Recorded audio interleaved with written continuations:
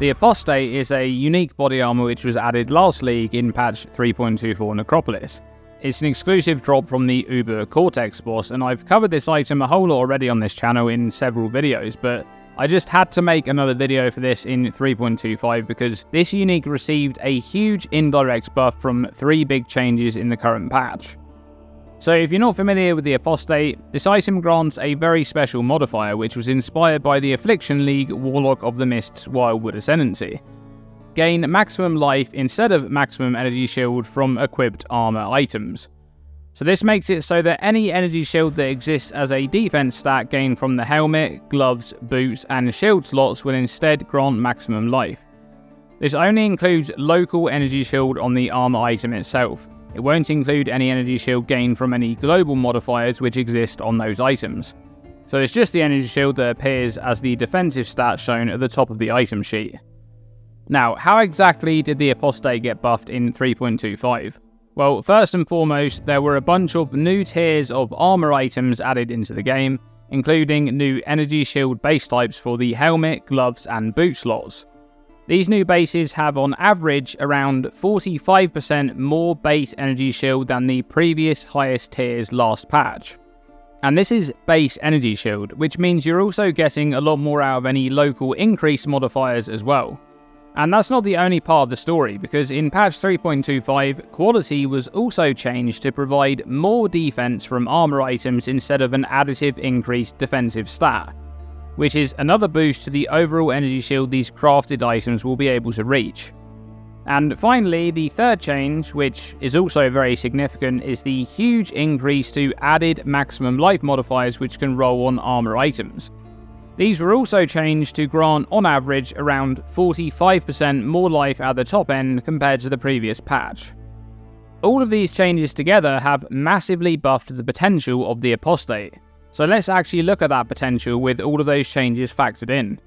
The items I'm looking at here have 20% quality. Obviously you can get up to 30%, but we're just going to be looking at 20% here. And they have no synthesis implicits either, so you can get a bit more with those too. But the modifier rolls are going to be pretty much perfect tier 1 rolls to see what you can reach, and of course it should be noted that these items will be incredibly difficult to craft. So here's the new top tier energy shield boots base, Warlock boots, and you can of course get a lot more energy shield if you wanted to forego having any movement speed on them, but we'll have movement speed on these for this example. And this item grants 199 energy shield and 129 life. Then we have the gloves, the Warlock gloves, and you can see now that you don't need that extra modifier slot for movement speed, the potential of the item goes up massively. 317 energy shield and 129 life. That's ridiculous. And the helmet, the Lich's Circlet, and I mean just look at this monstrosity. 468 energy shield and 144 life.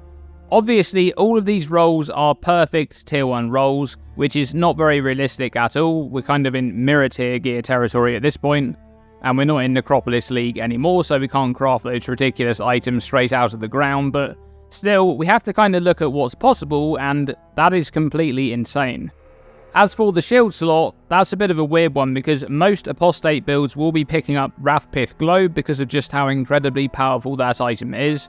Not only in combination with the Apostate, but just generally in a life stacking build. But there are a few exceptions where you may not want to use Wrathpith Globe, for example in a life stacking RF build, as Righteous Fire damage isn't scaled by spell damage modifiers.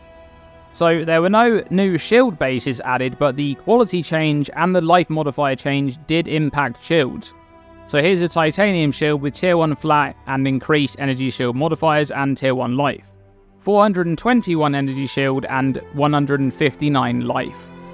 So if we're to look at all of those together with the Apostate, that's a total of 1,966 maximum life being gained from the helmet, gloves, boots and shield slot. That is wild.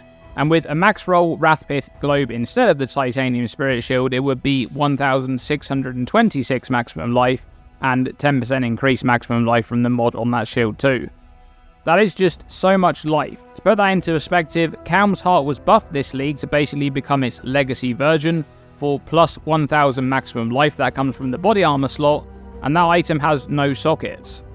Now, of course, the items shown here are pretty much mirror tier gear, which is not too realistic, but even if you were gaining 20% less maximum life from those gear slots, which would be much more realistically craftable items, that would still be a lot higher than the previous maximum amount that you could obtain last patch with mirror tier gear. Now, one thing that I think is very worthwhile mentioning in this video is Dissolution of the Flesh, because while this jewel specifically received no changes in 3.25, there were a lot of improvements to mechanics which synergize well with this jewel. Dissolution of the Flesh grants 30% more life on a max roll, so it's incredibly strong for life stacking. But it comes at a price, because any damage that you would take that would cause life loss instead reserves that amount of loss against your life.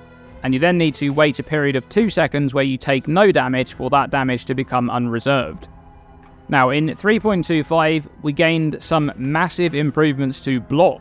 Specifically Lucky Block on the Gladiator Ascendancy and on the Svalin Unique Shield, but also improvements to how much block is obtained just from investing into nodes on the tree.